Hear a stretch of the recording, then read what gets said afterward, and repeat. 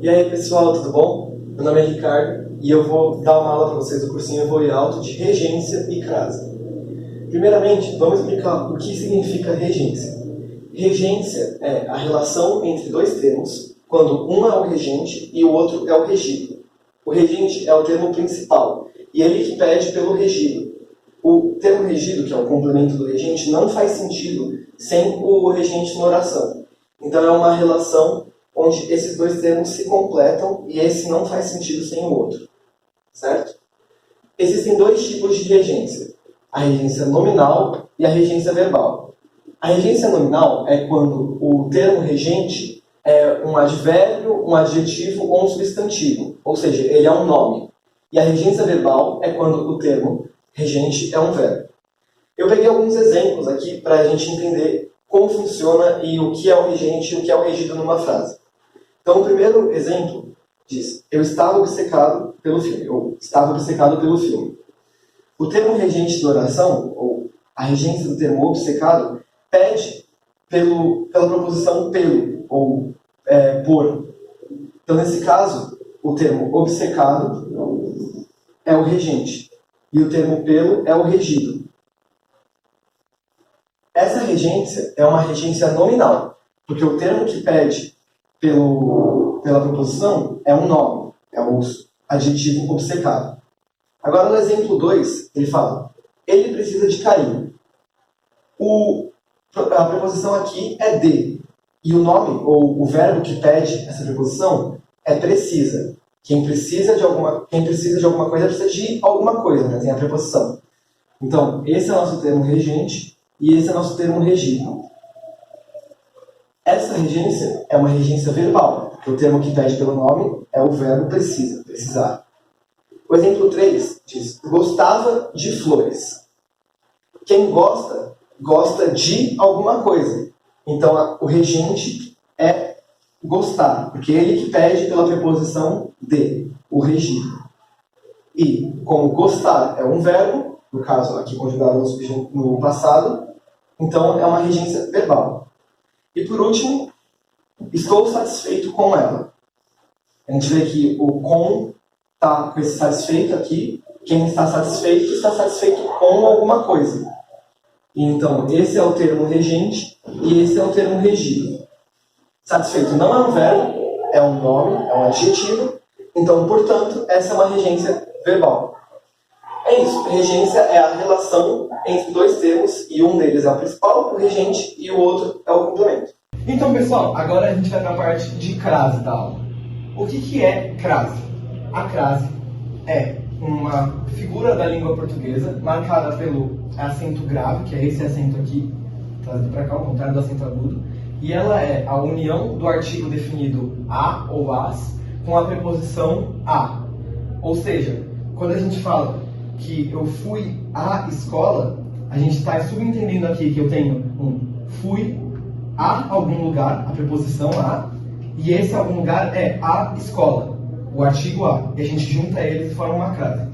A crase, ela cai muito na prova da Embraer e ela tem uma série de regrinhas pequenas que são um pouquinho chatas e eu trouxe nesses exemplos aqui da lousa. Então, o primeiro uso da crase, e é o mais comum deles de longe, é com uma palavra feminina, que nem aqui, fui à escola. Qualquer verbo que peça a preposição a e seja uma palavra feminina que pede o artigo a, vai levar a crase, que você contrai ela e põe a crase. Outro uso dela é como o nome demonstrativo aquele, aquelas e aquilo. Então aqui, quem volta a algum lugar e a gente falou daquele lugar ou aquele lugar, então a gente junta a crase para fazer aquele com um acento grave aqui, então com a crase. Então aqui, outro exemplo é com a conjunção a qual ou as quais, quando tem um verbo que pede também a preposição a. Então quem assiste a algo, e a gente usou a qual aqui, então a gente vai juntar a preposição a com o a de a qual, pegando a crase.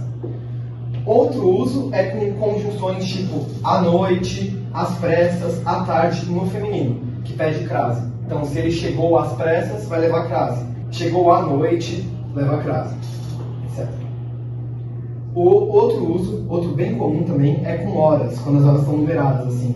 Então cheguei às 8, cheguei às 12, comi às 13, vai levar sempre crase para se referir a horas.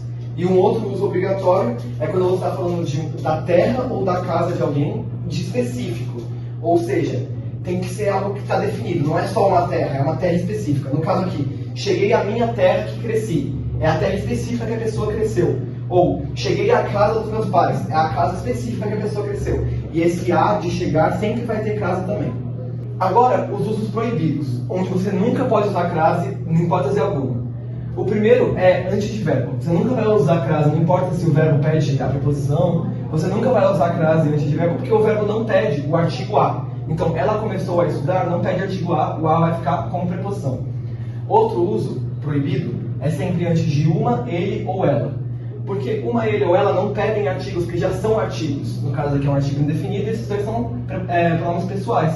Então eles não pedem artigo, e por isso você não pode usar crase. Outro uso proibido, e é o mais comum dos usos proibidos, é antes de palavra em masculino. Palavra masculina nunca vai pedir crase, porque a crase ela precisa da preposição a, que é uma preposição de palavras femininas. Então, fez mal a Carlos, não vai ter crase porque o Carlos é um cara, ele não pede pronome feminino. E por último, antes de numeral, é um outro uso proibido. Então aqui, de segunda a sexta. Sexta é um numeral, você nunca vai usar crase aqui também. Então, por último, tem o uso facultativo, que são os usos opcionais, e são, na minha opinião, os mais regrinhas e os que menos cobram, e é mais decoreba mesmo. O primeiro uso facultativo é antes de pronome pessoal feminino. Então você tem um nome tipo Carla, Liana, Maristela, você nunca vai usar, você pode usar tanto crase quanto sem. Então aqui fizemos mal, a Carla pode tanto ir crase quanto não ir. Outro uso facultativo é antes de pronome possessivo. Então, nossa, minha, no feminino. Então, comprei um presente a nossa amiga, pode tanto ir crase quanto não ir. E por último, é quando você fala que você chegou até algum lugar. Você pode tanto usar crase quanto não usar. No caso, chegam até a praia. Então, por último, a gente tem um macete que ajuda muito para você saber se a palavra tem crase ou não. O que eu faço normalmente é substituir a palavra no feminino por uma palavra no masculino e ver se a preposição que a gente está usando muda para ao. Então aqui, por exemplo, em fui à escola, a gente pode substituir essa escola por laboratório e vai virar fui ao laboratório. Como tem esse ao, então escola, essa frase aqui, vai levar crase. E é sempre assim, se você substitui o nome por um nome masculino, ele vai levar crase se ele tiver a preposição ao. Então, pessoal, essa foi nossa aula de regência e crase. Na minha opinião, crase é uma matéria muito difícil e muito regras e decoreba que cai bastante na prova. Então, estudem bastante esses usos do obrigatório, o proibido e o facultativo. É isso, pessoal.